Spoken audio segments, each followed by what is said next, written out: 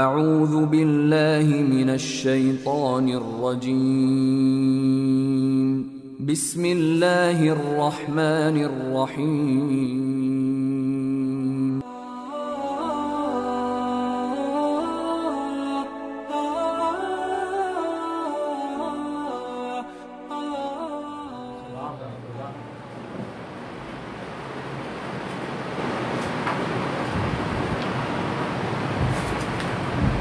إن الحمد لله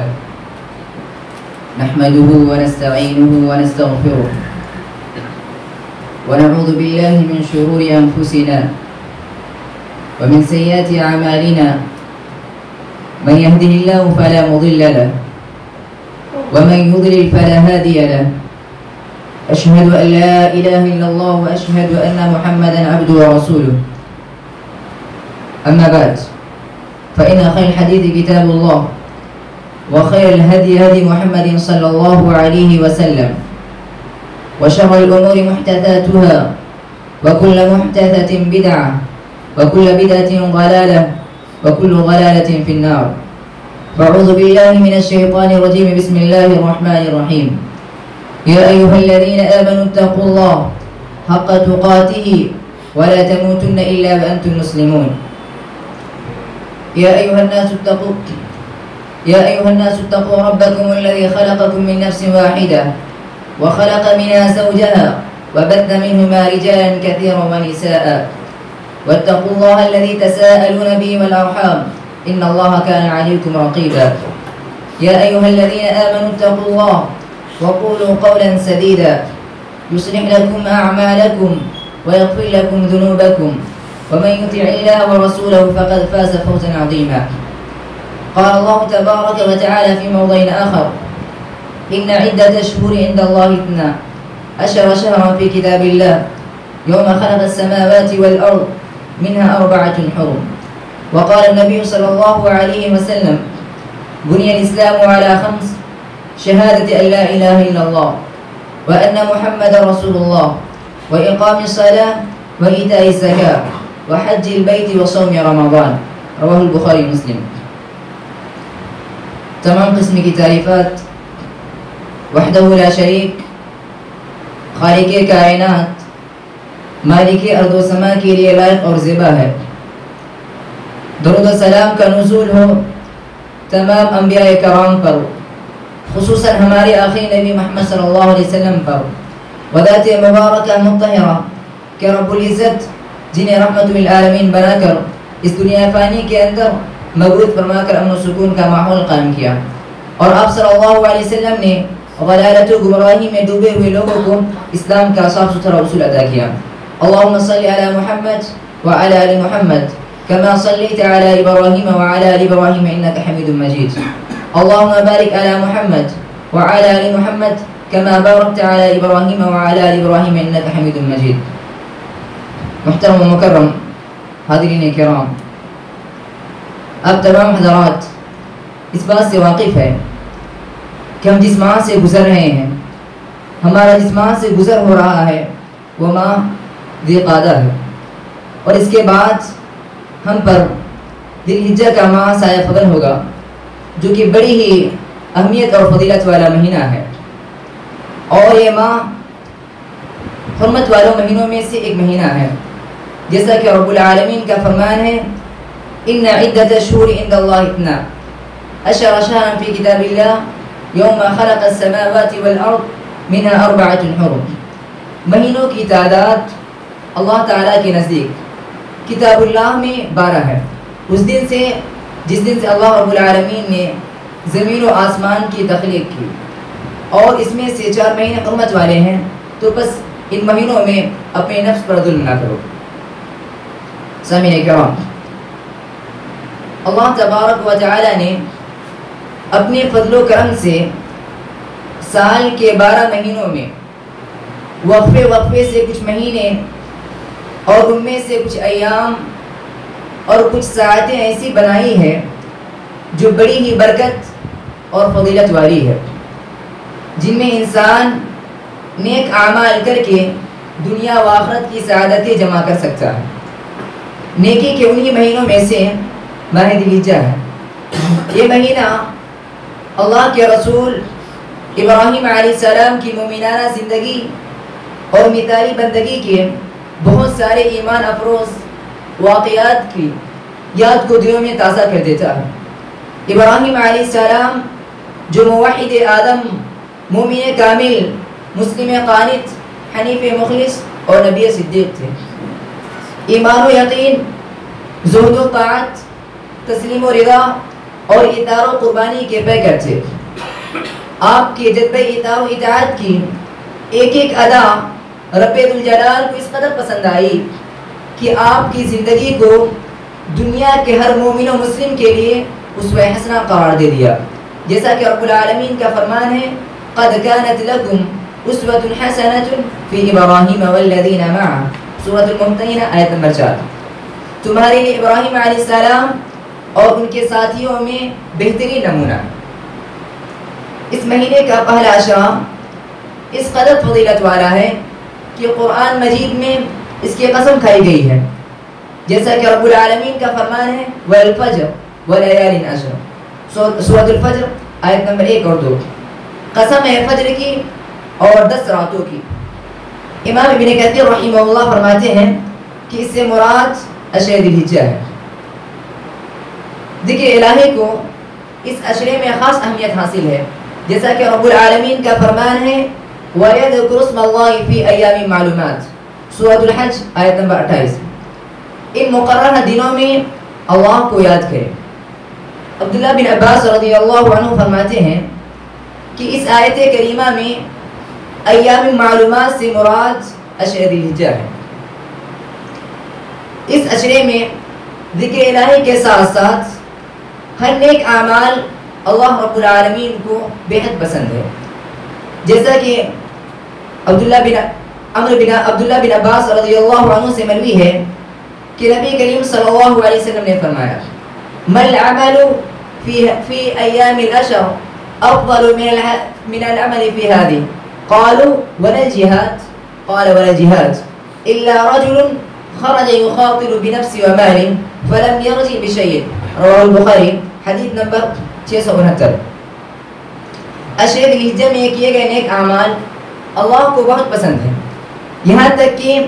جہاد و قتال سے زیادہ اللہ رب العالمین کو وہ محبوب ہے، بجز اس مجاہد کے جو جہاد کی نیت سے نکلا اور شہید ہو گیا۔ اس عشرے میں بہت سارے نیک اعمال ہیں، ان میں سے ایک عمل حج بھی ہے، اور یہ حج اسلام کے جو ارکان 5 ارکان ہیں اس میں سے ایک رکن ہے، جیسا کہ نبی کریم صلی اللہ علیہ وسلم کا فرمان ہے بنی الاسلام علی 5 شہادت ان لا الہ الا اللہ وان محمد رسول اللہ واقام الصلاۃ وایتاء الزکاۃ وحج البیت وصوم رمضان، رواہ البخاری مسلم۔ اسلام کی 5 بنیادی چیزیں ہیں، اس بات کی گواہی دینا کہ اللہ کے علاوہ کوئی سچا معبود نہیں اور محمد صلی اللہ علیہ وسلم اللہ کے رسول ہیں، صلاۃ قائم کرنا، زکوٰۃ دینا، بیت اللہ کا حج کرنا اور رمضان المبارک کا روزہ رکھنا۔ حج اسلام کا اہم ترین رکن ہے جس پر ایمان رکھنا ہر مسلمان کے لیے ضروری ہے،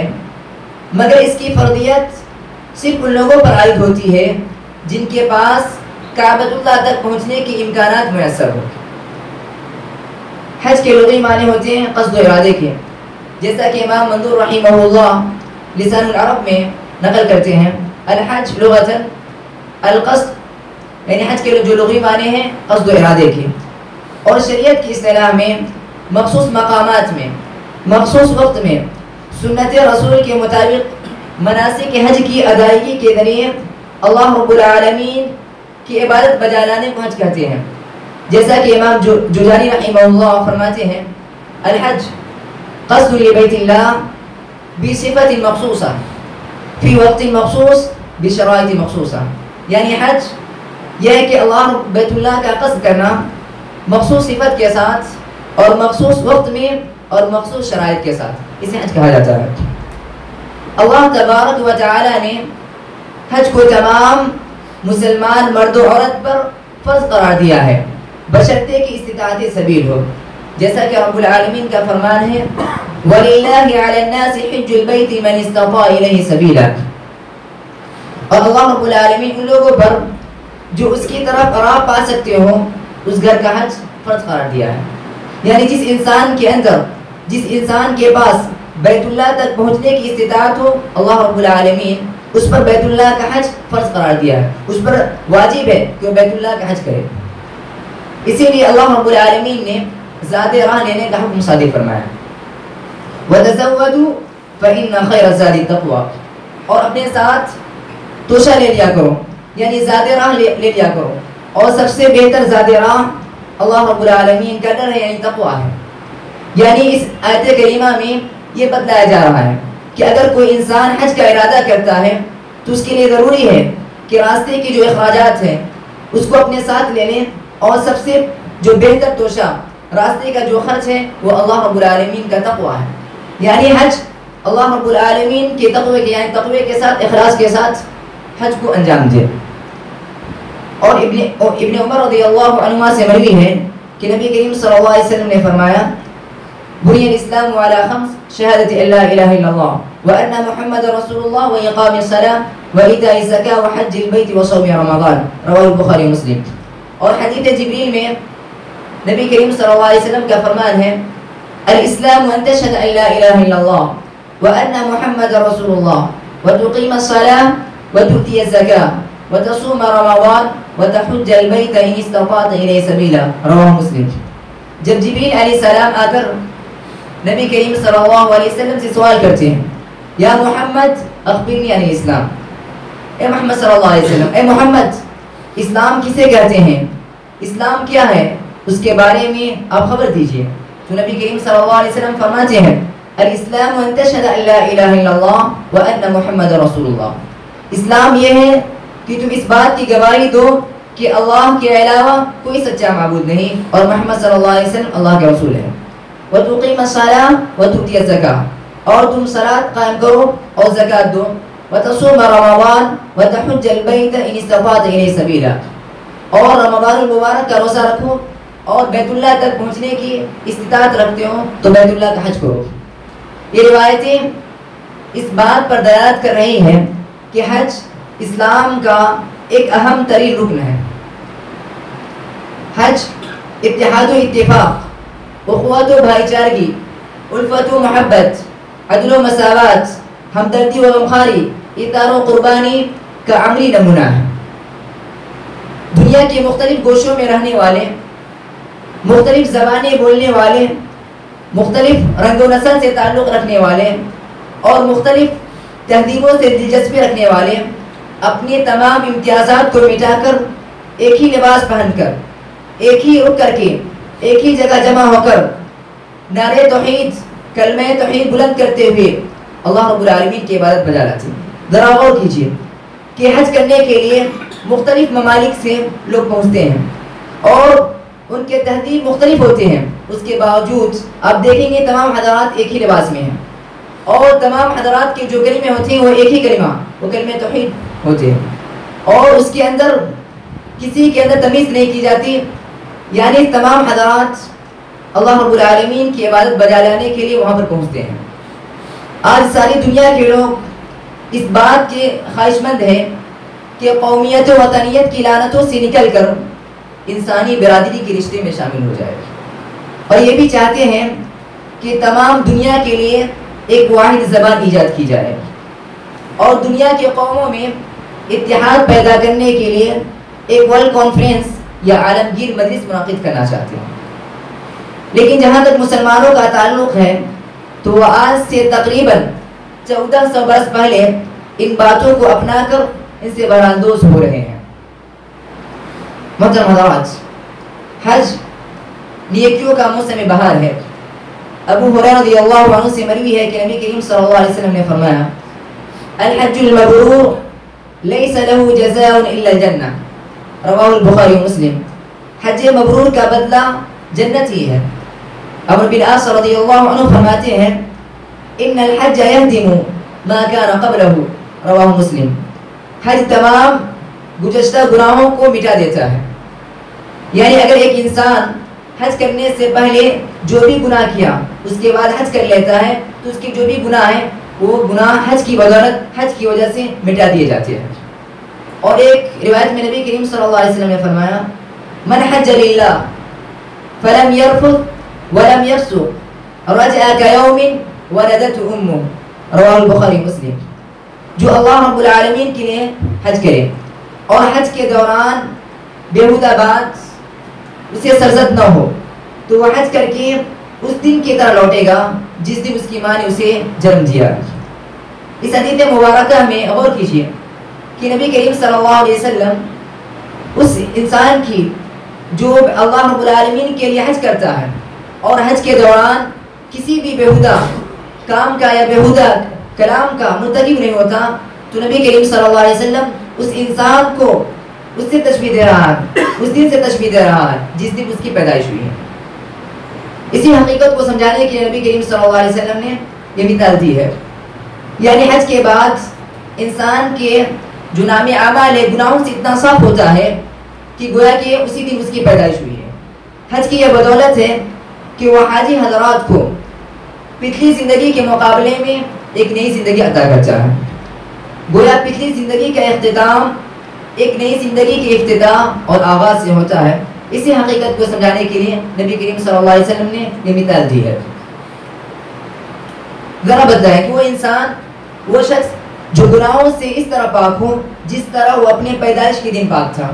تو اس کے دخول جنت میں کون سی چیز مانع ہو سکتی ہے؟ اس کے دخول جنت میں کون سی چیز رکاوٹ ہو سکتی ہے؟ کیونکہ اس اپنے پیدائش کے دن وہ تمام گناہوں سے بری تھا. اسی طرح اگر اللہ رب العالمین کے لیے حج کرتا ہے تو گناہوں سے بری ہو جاتا ہے. اس کے جو بھی گناہ ہیں اللہ رب العالمین حج کے بدولت معاف کر دیتا ہے. یہ حج کی برکت ہے کہ حج کے بعد بہت ساری لوگوں کی زندگی میں انقلاب پیدا ہو جاتا ہے. صلوات کا اہتمام, نیکی اور بھلائی میں آگے یعنی نیکی اور بھلائی کے کاموں میں سبقت کرتے ہیں. معصیت و نافرمانی سے اجتناب, ظلم و جفاکاری سے اجتناب, صلح صفائی میں پیش رہتے ہیں اور کسی کو تکلیف نہیں دیتے. یہ قبولیت حج کی بہت بڑی دلیل ہوا کرتا ہے. اور اس مہینے یعنی اشر ذی الحجہ, اس اشرے میں نفل عبادات کے ذریعے زیادہ سے زیادہ اجر و ثواب کے حصول کا بہترین موقع ہوتا ہے. اشر ذی الحجہ یعنی اس مہینے کی 9ویں تاریخ یوم عرفہ کہلاتی ہے جو بہت اہمیت کی حامل ہوتی ہے. اس دن تمام حاجی میدان عرفات میں جمع ہو کر اپنے لبوں کو ذکر الہی اور دلوں کو یاد الہی سے معمور کر کے سرتاپا ایمان و یقین کا عملی نمونہ پیش کرتے ہیں. غیر حاجی کے لیے اس دن کا صوم, اس دن کا روزہ اس قدر اہم ہے کہ اس کی وجہ سے, اس کی بدولت اللہ رب العالمین 2 سالوں کے گناہوں کی معافی کی بشارت دی ہے. جیسا کہ نبی کریم صلی اللہ علیہ وسلم کا فرمان ہے یکفر السنۃ الماضیہ والباقیہ, یعنی اللہ رب العالمین عرفہ کے روزے کا اہتمام کرنے کی وجہ سے گزشتہ اور اگلے سال کے گناہوں کا کفارہ ہو جاتا ہے. اس لیے ہمیں چاہیے کہ ہم عرفہ کے روزے کا اہتمام کریں تاکہ اس حدیث مبارکہ میں جو فضیلت بیان کی گئی ہے اس سے ہم بر اندوز ہو جائیں. اور اس مہینے کی 10ویں تاریخ کو دنیا بھر کے مسلمان سنت ابراہیمی پر عمل پیرا ہو کر سنت ابراہیمی کو زندہ کرتے ہوئے اللہ کی راہ میں جانوروں کی قربانی دیا کرتے ہیں. اور اس عمل کو اخلاص کے ساتھ انجام دینے کا حکم ہوا, جیسا کہ رب العالمین کا فرمان ہے قل ان صلاتی ونسکی ومحیای ومماتی للہ رب العالمین, سورۃ الانعام آیت نمبر 162. اے نبی آپ کہہ دیجئے کہ میری صلات, میری قربانی, میرا جینا اور میرا مرنا سب اللہ رب العالمین کے لیے. یعنی میں جو صلات ادا کرتا ہوں یہ صرف اور صرف اللہ رب العالمین کی خوشنودی حاصل کرنے کے لیے. اسی طرح میں جو قربانی اللہ رب العالمین کے راہ میں جانوروں کی قربانی پیش کرتا ہوں یہ بھی مقصد صرف اور صرف اللہ رب العالمین کی رضا مندی ہے. اور اسی طرح میری زندگی اور جو موت ہے وہ بھی اللہ رب العالمین کے لیے ہے. جیسا کہ رب العالمین کا فرمان ہے الذی خلق الموت والحیات لیبلوکم ایکم احسن عملا, وہی ہے جس نے زندگی اور موت کو اس لیے پیدا کیا تاکہ تمہیں آزمائے تمہیں کون اچھا عمل کرتا ہے. اخلاص کا کیوں حکم دیا گیا؟ غور کیجئے کہ اللہ رب العالمین نے نبی کریم صلی اللہ علیہ وسلم کی زبانی کیوں کہلوا رہے ہیں کہ اے نبی آپ کہہ دیجئے کہ میری صلات، میری قربانی، میرا جینا اور میرا مرنا سب اللہ رب العالمین کے لیے، کیونکہ کسی بھی عمل کے قبول کی دو شرطیں ہیں، نمبر 1 اتباع سنت اور نمبر 2 اخلاص. جیسا کہ فضیل بن عیاض رحمہ اللہ فرماتے ہیں اذا كان العمل خالصا لم يكن صوابا لم يقبل واذا كان العمل صوابا لم يكن خالصا لم يقبل واذا كان العمل خالصا وصوابا يقبل ما كان لله فهو خالص وما كان على السنة فهو صواب. فضیل بن عیاض رحمہ اللہ فرماتے ہیں کہ اگر عمل خالص ہو